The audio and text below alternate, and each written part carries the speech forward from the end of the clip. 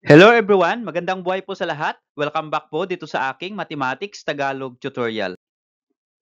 Sa video na ito ay papaliwanag ko po sa inyo about solving word problems involving linear equation in one variable. There are many kinds of word problems. We have number problem, age problem, geometry problem, money problem, and mixture problem. At medyo mahaba po yung discussion about these word problems ay ginawa ko pong by part. So, part 1 o yung first video lesson ko ay number problem. Second video lesson is age problem. Third video lesson is geometry problem. At sa video po na ito, ang ipapaliwanag ko po sa inyo ay about geometry problem. So, ito na po yung part 3 na aking dinidiscuss about solving word problems. Okay, kung hindi po nyo napanood yung Part 1 about number problem at Part 2 about age problem, pwede po ninyong i-open yung ating channel at tignan po ninyo itong dalawang problem solving na ito. At abangan po ninyo yung next part about solving word problem. So Part 4 ay money problem at Part 5 ay mixture problem. Okay, so geometric problems such as perimeter, areas, angles can be solved using linear equation in one variable. So karaniwan po ang sinosolve pag geometry problem ay ito po yun sila lahat. About perimeter, area, and about angle of a figure.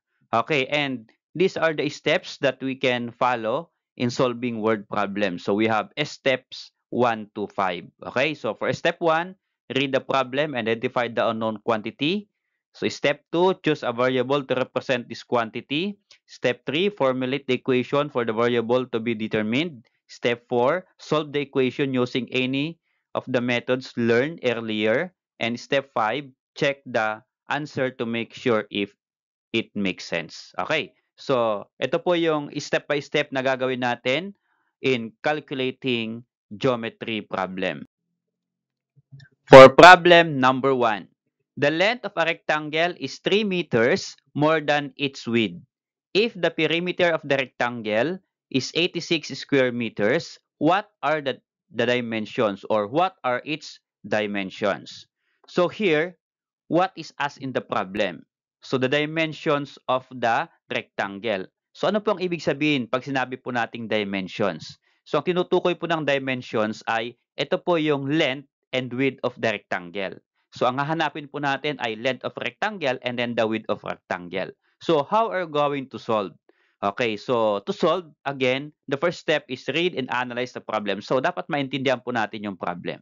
Okay? So given in our problem, the length of a rectangle is 3 meters more than its width. So kailangan ito ay mai-represent po natin itong statement into mathematical symbol. So, paano po? So, dapat meron po tayong value ng width and then i-relate po natin yung value ng width sa value ng length. Okay? Kasi kapag inulit po natin itong first statement, the length of a rectangle. So, sinasabi niya na yung length ng rectangle ay ang ibig sabihin ng is ay equal sign, 3 meters more than its width. Kaya, nakadepende po yung measurement ng length dun sa measure po ng width. So, paano po? Siyempre, unahin natin yung measurement ng width. Ito po yung kanyang computation. Since we don't know the measurement of the width, so let x be the width of a rectangle.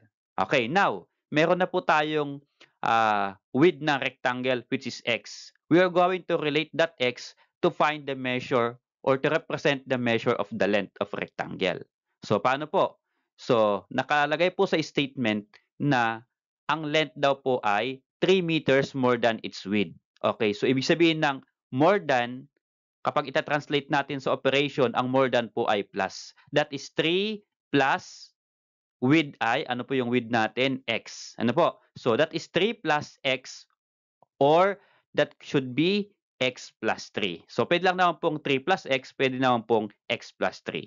Okay, pero pag sinabi po kasi nating more than, uunahin po natin yung width kaysa yung 3. Ano po?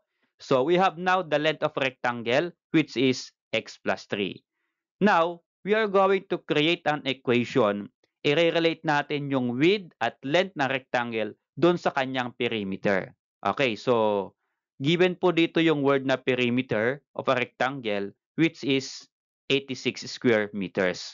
Now, ang gagamitin po natin na formula para makalculate yung x dito ay yung perimeter of rectangle. So, ano po ba yung formula ng perimeter of rectangle? Okay, for example, ito po yung ating rectangle. Ano po? So, ang kanyang length ay x plus 3, ang kanyang width ay x. So, syempre, kung x plus 3 yan, sa baba x plus 3 din sa length at sa side na width x din po yan. Okay, so paano po ba kinukuha yung perimeter ng rectangle? So, ang perimeter po, ang ibig pong sabihin ay add all the sides of the rectangle. Yun po yung perimeter. Ano po? So, ano po yung kanyang formula? So, dalawang width at dalawang length. Ano po? So, ito po yung kanyang formula. Perimeter is equal to dalawang length, length plus length, okay, plus width. Okay, yun po yung pagkuha ng perimeter ng rectangle. Now, if you are going to simplify, perimeter P is equal to dalawang length, kaya 2L plus dalawang width, so 2 width. Okay, so this is the formula that can we use para ma-solve po natin yung x. So substitute lang po natin yung given.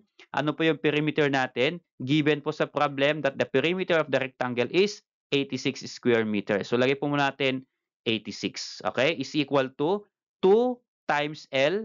So ano po yung length natin? What is the length of the rectangle? Okay, this one. The length of rectangle is x plus 3. Kaya 2 times x plus 3. And then, we have here plus. Again, kapag magmumultiply po kayo ng binomial, lalagyan po natin yan ng close and open parenthesis. Ano po? As a whole po yan. And then plus 2 times width. So ano po yung width natin? The width of rectangle is x. So 2 times width here, 2 times x. Okay? So now, we are going to simplify this equation. Ano po? Yan po yung equation na gagamitin natin to solve for x. Okay? Okay, so itaas ko po yung ating equation. We're going to solve for x applying linear equation in one variable. Okay, so ibaba ko po dito. So 86 is equal to 2 times x plus 3 plus 2 times x. So i-remove po natin yung close and open parenthesis by distributive property. So this will become, so 86 is equal to 2 times x plus 3. So distributive property, 2 times x is 2x plus 2 times 3 is 6. So we have now 2x plus 6. Plus, dugtong natin ito, 2 times x ay 2x. So pwede na pong tanggalin yung parenthesis. Ano po? Now, we are going to, next step is that combine like terms. So yung 2x at 2x ay pareho po silang may variable. So meaning to say, we can combine. So what is 2x plus 2x? That is equal to 4x. So we have now copy 86 is equal to 2x plus 2x is 4x and then plus copy po natin itong 6. Okay. So next po ay we are going to move 6 to the left side of equal sign. Ano po? Okay, para maisama po natin sa 86. So since that is plus 6, we are going to subtract 6 to both sides of the equation. So ito po ay 6 kaya magsusubtract po tayo ng 6 dito. So we have now 4x plus 6, 4x plus 6 and then minus 6. So dito naman po yung 86, isubtract din po natin yan sa 6 para balance po yung ating equation. Kung ano po yung susubtract natin sa right ng equal side, gawin din yung susubtract natin sa left ng equal sign. So ito po ay 6 minus 6 magiging 0. So nawala na po yung 6 dito, napunta na po sa kabila. So this will become, if you're going to simplify, 86 minus 6, that is equal to 80. So dito ko po ilagay, taas. And then, magiging 0 po yan. Ang matitira po dito ay ito pong 4x. Okay, so we have now 80 is equal to 4x.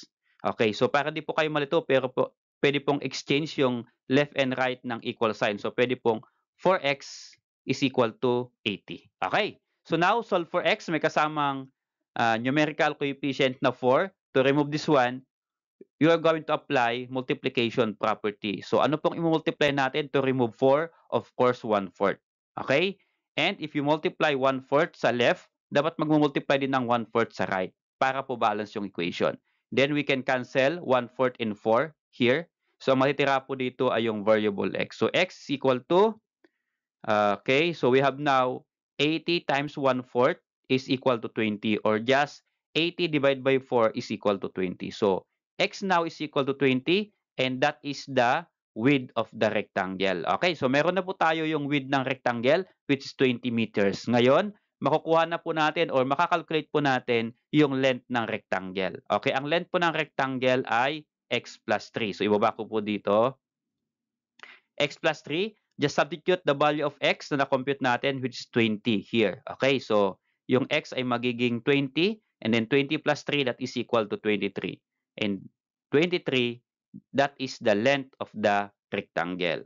So we can answer the question, what are its dimensions? So ibig sabihin, yung length and width. So this is our question, this is our answer. Therefore, the width is 20 meters, okay, this one, and the length is equal to 23 meters. Okay.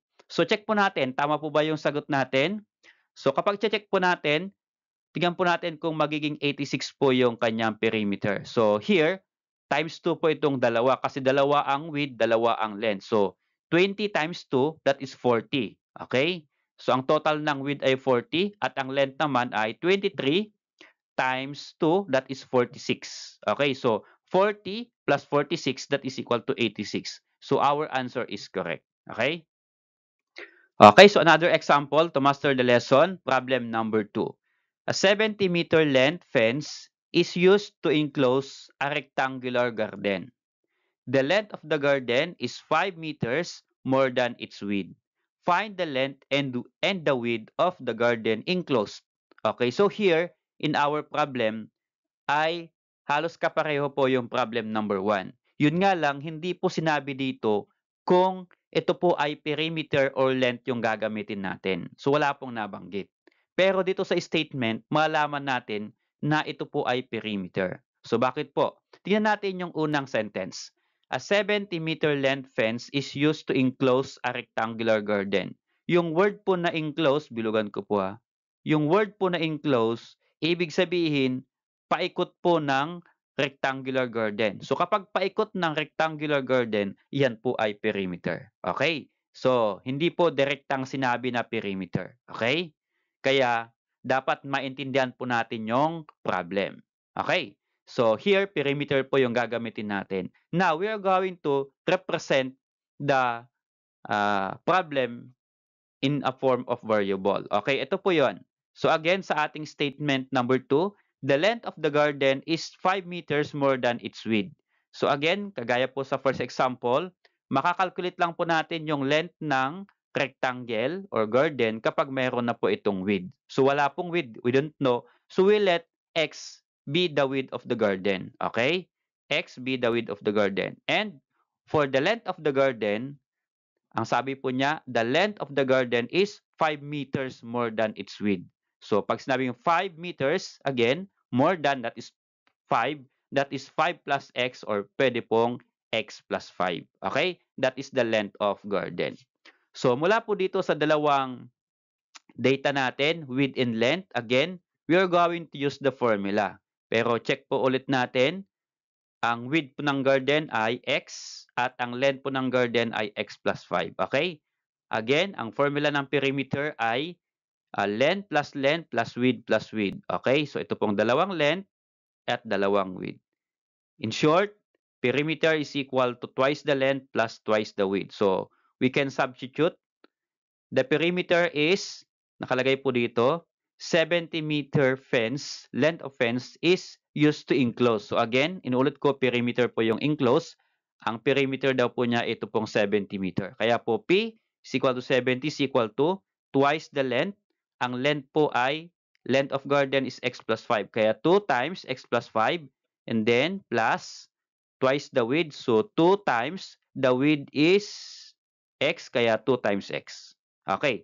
This is now the formula that can we use to calculate the value of x, wherein x is the width of the garden.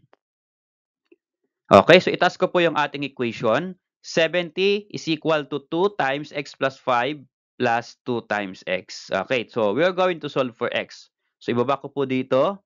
So the first step here, we're going to remove the parentheses again by distributive property. So this will become 70 is equal to 2 times x is 2x, and then 2 times 5 is 10. So that is plus, kaya plus 10. Okay? And then plus 2 times x is 2x.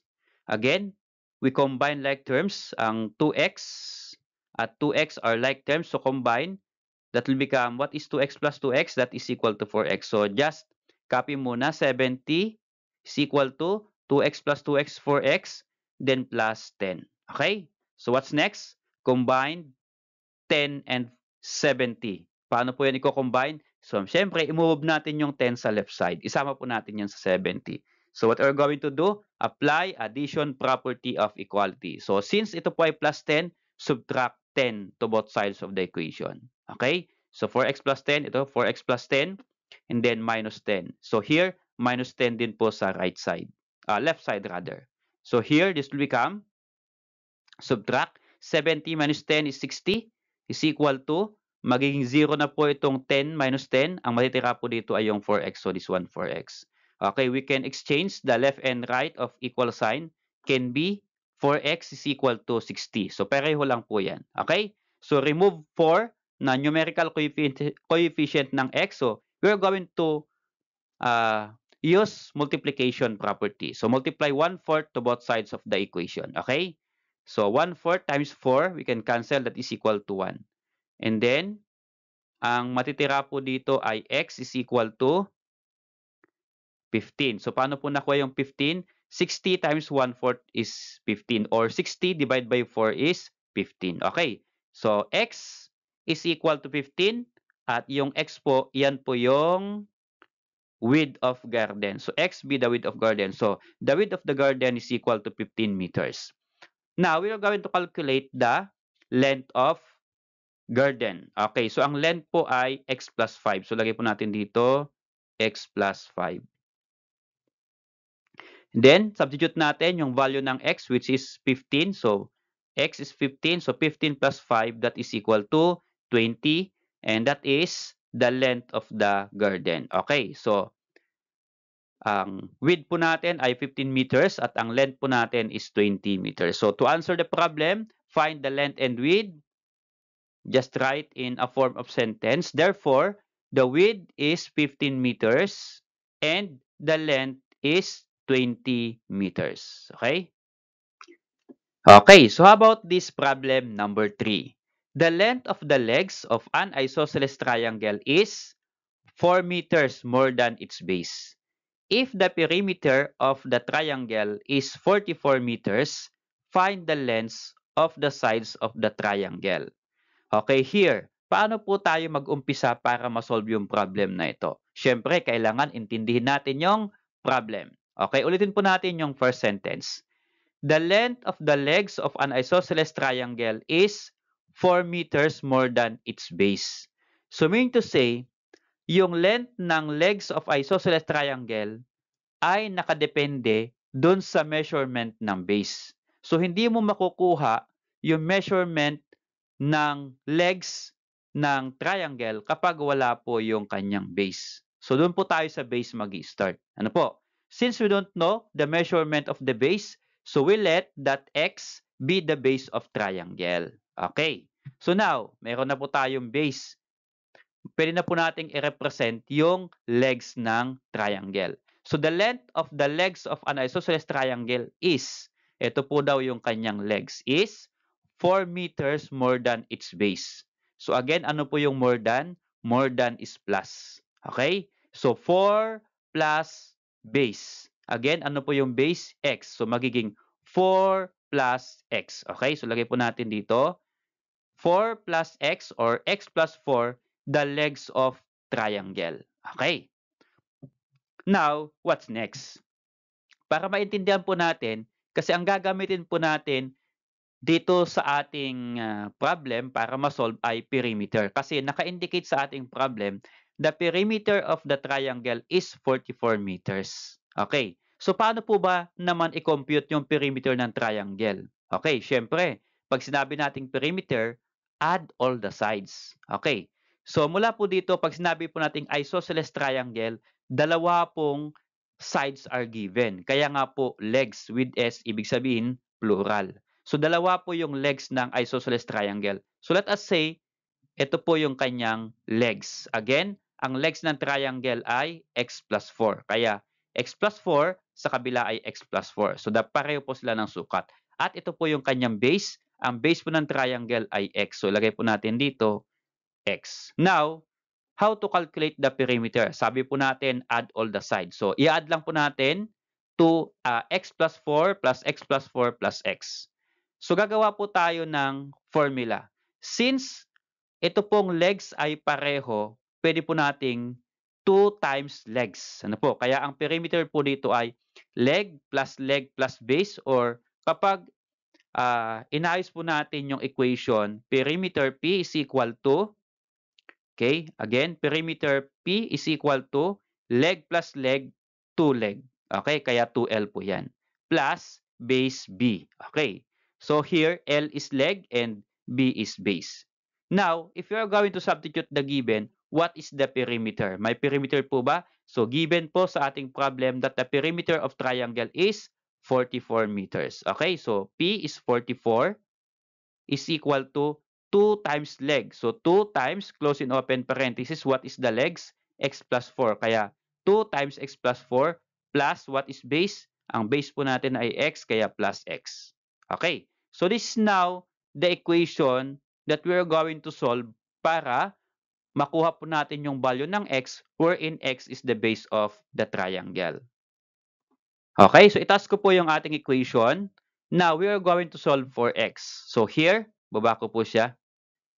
44 is equal to 2 times x plus 4 plus x. So here, meron ulit tayong parenthesis.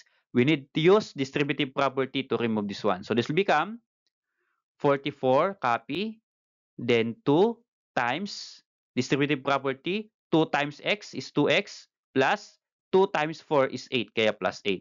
And then plus x, bring down natin. So now, next step, combine like terms. So meron po tayong 2x and then x, we can combine that one. So paano po?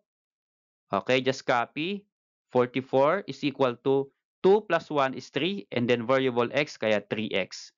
And then copy plus 8. So we have now 44 is equal to 3x plus 8. So we're going to remove 8.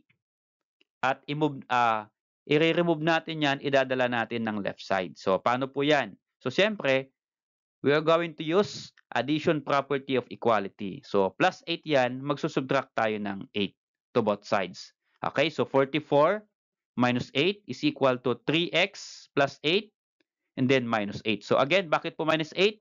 Kasi 8 po yung i-move natin doon. Okay, ito po ay magiging 0 yung 8 minus 8. So we have now 44 minus 8 is 36 here is equal to, ang matitira na lang po dito sa right side kasi 0 ito ay 3x na lang, kaya 3x. So we have now 36 is equal to 3x. Okay, so para hindi po kayo malito, we can exchange the left and right of equal sign. So we have now 3x is equal to 36.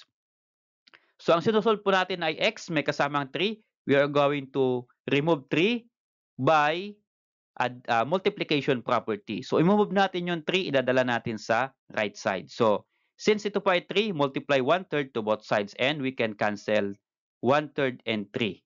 So ang matitira po dito ay, this one is x is equal to, what is 36 times 1/3? Or pwede naman pong 36 divided by 3, that is equal to 12. So ano po yung x natin? Ang x po ay, iyan po yung base ng ating triangle. So 12 meters is the base of the triangle. Now, we can now calculate the legs of triangle kasi mayroon na po tayong value ng x. Okay? So ganito po yon. Ang legs po ay x plus 4. Dito po natin ilagay x plus 4. Then substitute the value of x, which is 12. So this will become 12 plus 4, that is equal to 16. At yung 16 is its leg. Pag sinabing its leg, dalawa po kasi yung legs niya. Ano po? Kaya tagsi 16 po sila pareho. Now, we can answer the question, nakalagay po dito, find the lengths of the sides of the triangle. So ano po yung 3 sides of the triangle? Ito po yun. How to answer? Therefore, the sides of the triangle are 12 meter, okay, yung base, 16 meter and 16 meter. So dalawa pong 16 kasi dalawa po yung legs ng ating triangle. Again, sa ating triangle, ang perimeter daw po ay 44 meters. Now, kapag i-add po natin yung tatlong number or tatlong sides ng triangle, dapat po ang sum is 44. Ano po? Kasi yun po yung kanyang perimeter. So to add, 16 plus 16, 32. 32 plus 12 is 44. So our answer is correct. Okay? Okay, for problem number 4. Two angles are supplementary. The larger angle is 3 times the smaller angle. What are the measures of the two angles? Okay, so yung problem number 4 po natin ay about supplementary angle. So meron po ba kayong idea about this word, supplementary? So ang ibig sabihin po ng supplementary, the sum of the two angles is equal to 180 degrees. So lagay ko po, the sum should be 180. Okay, so kapag i-add daw natin yung dalawang angles, the sum should be 180. Okay, now, ano po yung dalawang angles? Andito po sa second sentence. The larger angle is 3 times the smaller angle. Okay, so meaning to say, ang measurement ng larger angle ay nakadepende sa measure ng smaller angle. So kapag meron ng measure yung smaller angle, makukuha na rin po natin yung measurement ng larger angle. Ano po? So paano po tayo mag-solve? Dito po tayo mag-start sa smaller angle. What is the measure of smaller angle? So wala pong naka-indicate na measure yung smaller angle. Kaya, we let x be the smaller angle. Diyan po tayo mag-start kasi di po natin alam yung kanyang value. Okay. Since x is the smaller angle, now we can relate that smaller angle to larger angle. So the larger angle is 3 times the smaller. So pag sinabing 3, we're going to multiply 3 by the smaller. Kapag ang smaller ay x, and then multiply it by 3, that will become 3 times x or 3x. That is the measure of the larger angle. Okay. So meron na po tayong measure ng smaller and larger angle. So go back to the first sentence. Two angles are supplementary. So mean to say, if you add smaller angle plus the larger angle, the sum should be 180. So ito po yung ating equation. And then substitute natin, what is smaller? Smaller is x. So substitute natin, smaller is x, then plus, larger is 3x, kaya plus 3x is equal to 180. So ito po ngayon yung equation na gagamitin natin to solve for x. Okay, so how to solve? So this will become, add lang po natin x plus 3x kasi pareho po silang may variable x. So 1 plus 3 is 4 and then variable x, so 4x is equal to 180. Now, to solve for x, remove 4 by multiplication property. Okay, so 4 yan, kaya mag-multiply tayo ng 1/4 sa left and right ng equal sign so that we can cancel 1/4 and then 4 here. So, ang matitira po dito ay x. So, this will become x is equal to 180 divided by 4 is 45 or 180 times 1/4 is 45 degrees. So, x is 45 degrees. Again, ano po yung x? Smaller angle. Okay? So, the smaller angle is 45 degrees. How about the larger angle? So, ang larger angle ay 3x. So, ilagay ko po dito yung kanyang statement. 3x is the larger angle. Now, what is the value of x? 45. So, 3x, 3 times 45, that is equal to 135. Yung 135, yan na po yung larger angle natin. Okay. So, now we can answer the question and the problem. What are the measures of the two angles? So, what are the measures of two angles? So, sagutan po natin. Therefore, the measures of two angles are 45 degrees, this one, and 135 degrees. Okay? If you're going to add to check, 45 plus 135, the sum is 180 degrees. So, itong dalawang angles na ito ay supplementary to each other. Okay, for problem number 5. The supplement of an angle measures 30 degrees, more than twice its complement. Find the measure of the angle. So what is asked in the problem? So the problem asked about the measure of an angle. Okay, now, paano po natin makakalculate yung measure ng angle? Ito po yung ating sentence.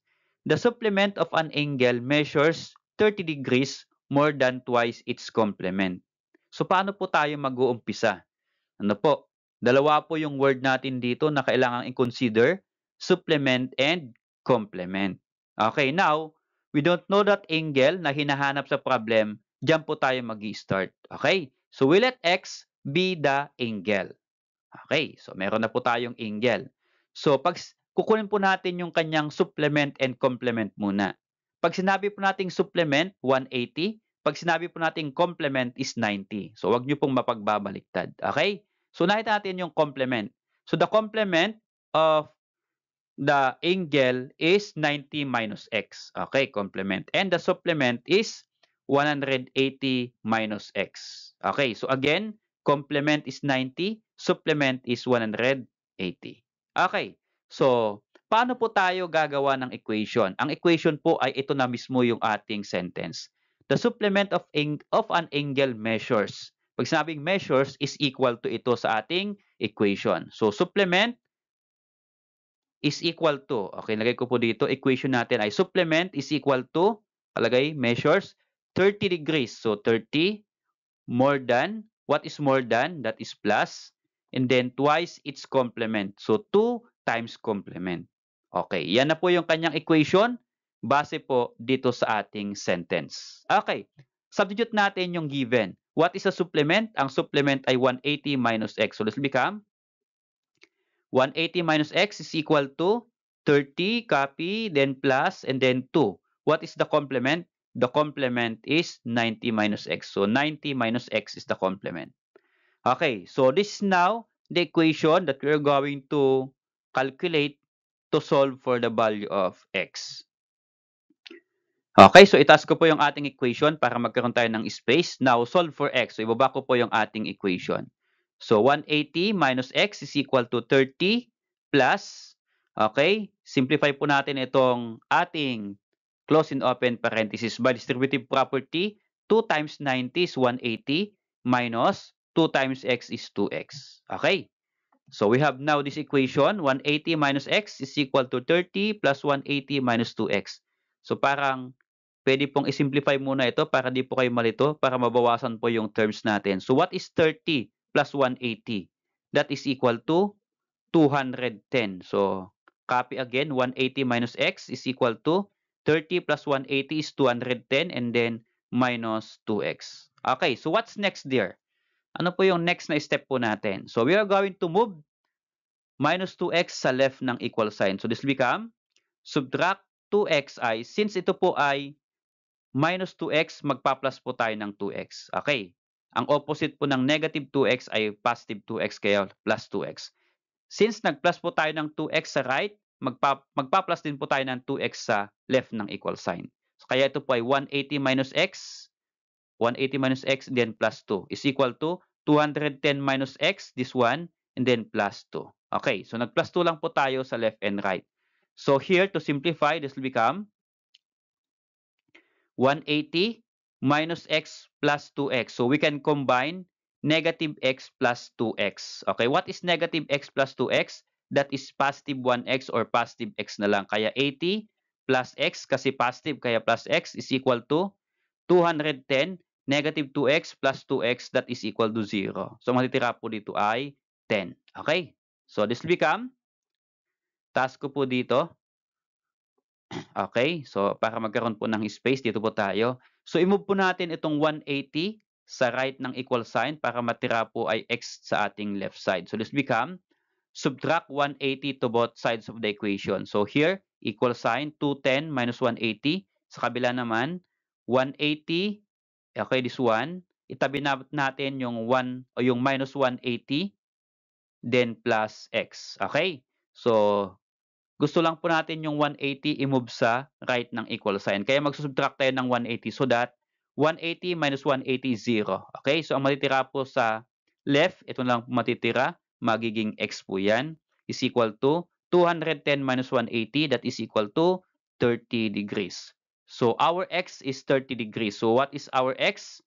X is the angle. So, the measurement of the angle is equal to 30 degrees. So, ito po yung ating final answer. Therefore, the measure of the angle is 30 degrees. So kapag 30 degrees, ano ang kanyang complement? its complement is 60 degrees. Bakit po? Pag sinabing complement, 90. So 30 plus 90, 60 ang complement niya. So again, pag sinabi natin complement, that is 90. So tingnan natin, 30 plus 60, that is 90. Okay? They are complement to each other. And supplement is 150. So 30 plus 150, that is equal to 180.